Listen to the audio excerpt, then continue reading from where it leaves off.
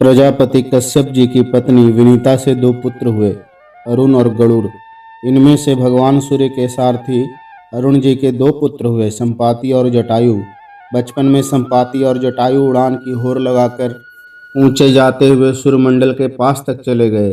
असह तेज न सह सकने के कारण जटायु तो लौट आए, किंतु संपाति ऊपर ही उड़ते रह गए। सूर्य के अधिक निकट जाने पर संपाति के पंख सूर्य की ताप से भस्म हो गए। वे समुद्र के पास पृथ्वी पर गिर पड़े। जटायु लौटकर पंचवटी में आकर रहने लगे। महाराज दशरथ से आखेट के समय इनका परिचय हो गया और महाराज ने इन्हें अपना मित्र बना लिया। वनवास के समय जब श्री राम पंचवटी पहुँचे, तब जटायु से उनका परिचय हुआ।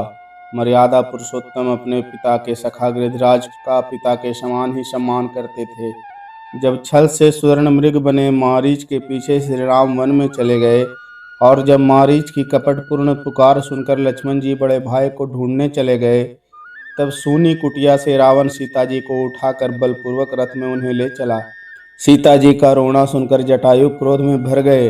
वे ललकारते धिक्कारते हुए रावण पर टूट पड़े और एक बार तो राक्षस राज के केश पकड़कर उन्हें भूमि पर पटक ही दिया।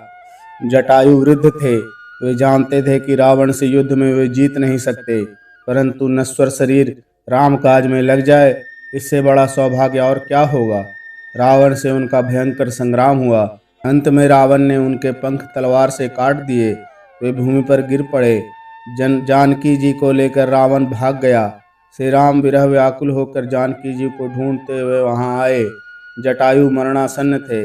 उनका चित्त श्री राम के चरणों में लगा था। उन्होंने कहा, राघव, राक्षस राज रावण ने मेरी यह दशा की है।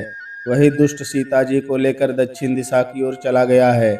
मैंने तो तुम्हारे दर्शन के लिए ही अब तक प्राणों को रोक रखा था। अब वे विदा होना चाहते हैं, तुम आज्ञा दो।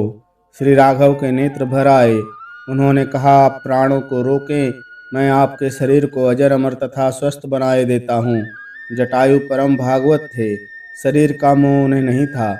उन्होंने कहा, श्री राम, जिनका नाम मृत्यु के समय मुख से निकल जाए तो अधम प्राणी भी मुक्ति प्राप्त कर लेता है, ऐसी तुम्हारी महिमा श्रुतियों में वर्णित है।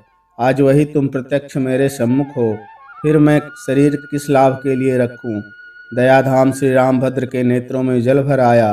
वे कहने लगे, तात, मैं तुम्हें क्या दे सकता हूँ। तुमने तो अपने ही कर्म से परम गति प्राप्त कर ली। जिनका चित्त परोपकार में लगा रहता है, उन्हें संसार में कुछ भी दुर्लभ नहीं है। अब इस शरीर को छोड़कर आप मेरे धाम में पधारें। श्री राम ने जटायु को गोद में रख लिया था। अपनी जटाओं से वे उन पक्षीराज की देह में लगी धूलि झाड़ रहे थे। जटायु ने श्री राम के मुख कमल का दर्शन करते हुए उनकी गोद में ही शरीर छोड़ दिया। उन्हें भगवान का सारूप्य प्राप्त हुआ। वे तत्काल नव जलधर सुंदर पीताम्बरधारी चतुर्भुज तेजोमय शरीर धारण कर वैकुंठ चले गए। जैसे सत्पुत्र श्रद्धा पूर्वक पिता की अंत्येष्टि करता है, वैसे ही श्री राम ने जटायु के शरीर का सम्मान पूर्वक दाह कर्म किया और उन्हें जलांजलि देकर श्राद्ध किया। पक्षीराज के सौभाग्य की महिमा का कहाँ पार है। त्रिभुवन के स्वामी श्री राम, जिन्होंने दशरथ जी की अंत्येष्टि नहीं की, उन्होंने अपने हाथों से जटायु की अंत्येष्टि विधि पूर्वक की।